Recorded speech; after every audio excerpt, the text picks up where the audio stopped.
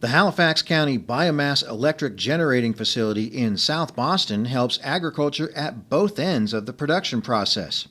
It provides a beneficial use for wood scraps that once would have been discarded or burned as refuse.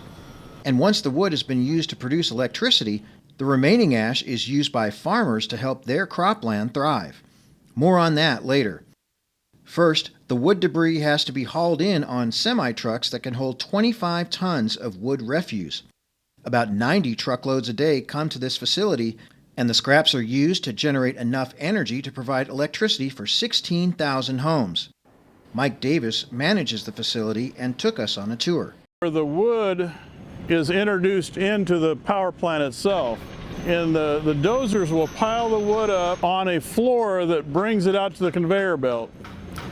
We're moving about 65 tons an hour that go through the system. We also remove any ferrous metal that may come in the facility through the loads. A lot of times it's spare truck parts and fence posts and things of that nature.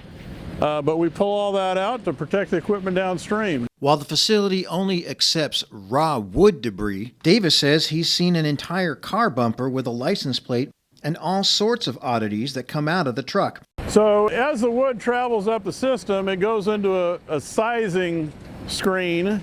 This tower takes the material, and anything that's oversized gets reprocessed and put back out into the pile to be reintroduced later. Once the material is properly sized, it goes up a long conveyor belt to almost the top of the boiler structure. At that point, it enters a fuel bin where approximately 30 minutes worth of fuel is stored. Once the material is up there, it's literally like a fuel injector on your car, but it's wood.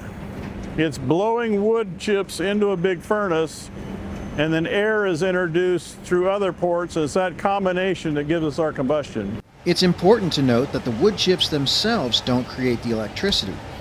Burning them produces steam, which provides the thrust to turn a turbine.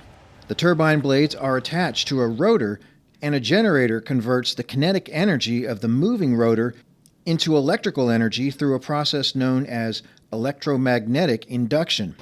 It requires a lot of heat and careful monitoring to make sure the facility stays within environmental regulations. On this screen over here, primarily in light blue, we actually monitor all our emissions every minute, every hour, every 24 hours, and even a 30-day average.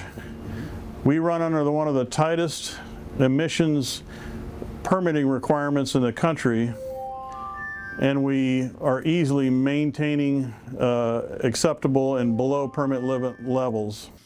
Davis says once the electricity is generated, the megawatts are ready to be introduced to the electrical system, providing the grid with locally sourced clean energy. The cooling towers condense the steam once it is passed through the turbine. From the side of the road, this may look like pollution, but it's actually water vapor. And this facility behind me can process 800,000 gallons of water each day. That water is reclaimed from a nearby wastewater treatment facility.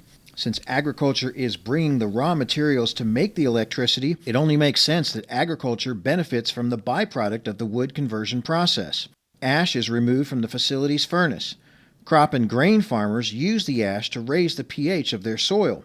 Jonathan Hudson started using ash from the plant soon after it opened in late 2013. He saw the benefits and told his fellow farmers about its useful properties. Initially, there was skepticism. But they've seen the results just like I have. And you can turn bad land around quick. Land that maybe somebody's been neglecting, haven't paid attention to pH, haven't paid attention to the fertilizer analysis. You can really turn it around quick and get it back into productivity. Putting usable wood scraps to good use for electricity to power our everyday life and to bring out the best qualities in the land. Yet another way Virginia's forest industry benefits everyone. In Halifax County, I'm BURKE MOELLER reporting.